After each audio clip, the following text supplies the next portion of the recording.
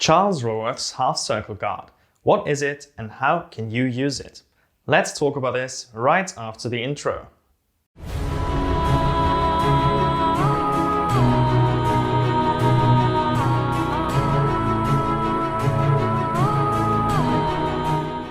Hi, I'm Peter and welcome to the History and Sabre Suite, the channel where I talk about HEMA, history and swords. Today's video is about the Half-Circle Guard in Charles Roworth's manual, The Art of Defense on Foot, and its application. I will go over how to do it, when to use it, and draw some parallels to other guards and lines of defense. This video is meant for those of you who already know the basics of saber fencing, and it's targeted in particular at our saber group at my club in Des Graz. Hi guys! But I'm hoping it will also help other people out there who are studying Roworth's manual.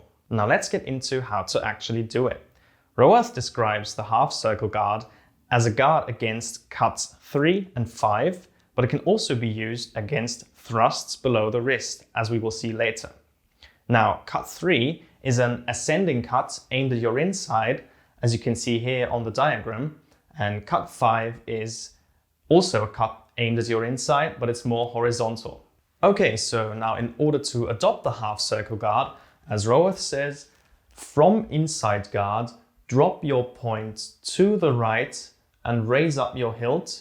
Note how your point describes half a circle doing this, hence the name Half-Circle Guard. And then bring your hilt or your hand slightly over to the left from your center line, and this is your Half-Circle Guard. Let me show the same thing from the side so you can see that better. Again, from inside guard, drop your point to the right, raise up your hilt slightly to about eye level, but that's flexible, and bring your hand over to the left slightly, and this is your Half-Circle Guard position.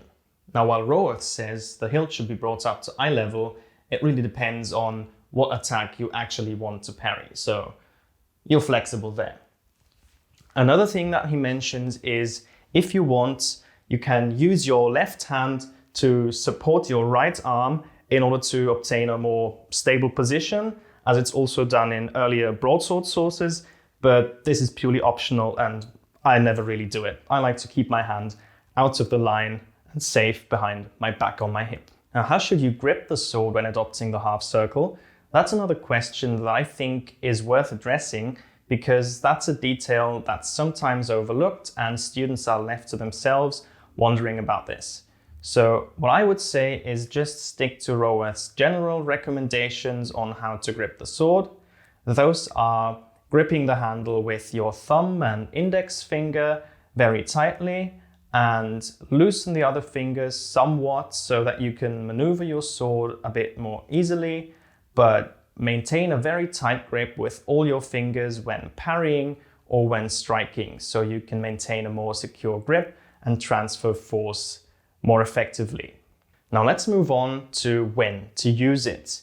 Now, as Roworth describes it, the Half-Circle Guard is best used when your opponent disengages from an inside guard to deliver cuts 3 or 5 at your inside. Now, if they disengage from an outside guard, you're better off adopting the inside half hanger or low preem, as it's otherwise known. At least that's what he recommends.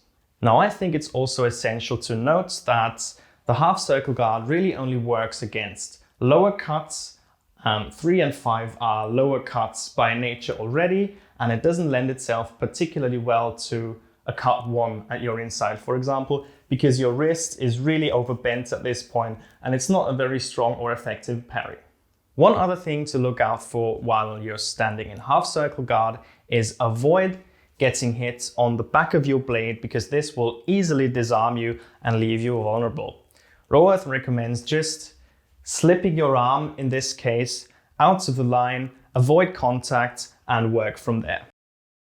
One other essential thing that I mentioned in the beginning is defending against the thrust.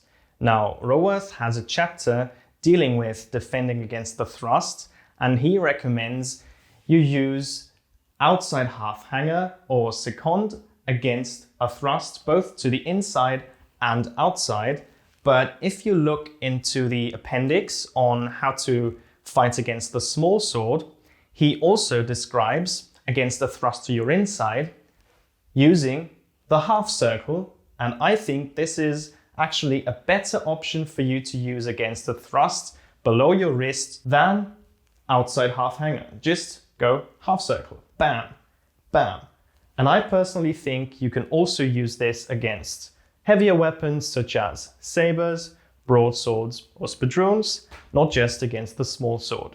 My special thanks for this episode go out to Nick Thomas at the AHF for not only providing us with the manuals and Angelo's posters for everybody to study, but also for coming up with these amazing designs that you can get on the AHF's Redbubble store. And I will link everything I've just mentioned down below in the description. Go check it out, it's really great stuff. Now, if you like this video and you think you learned something from it, please give me a like, subscribe to my channel for more HEMA content in the future, and see you around. Bye bye.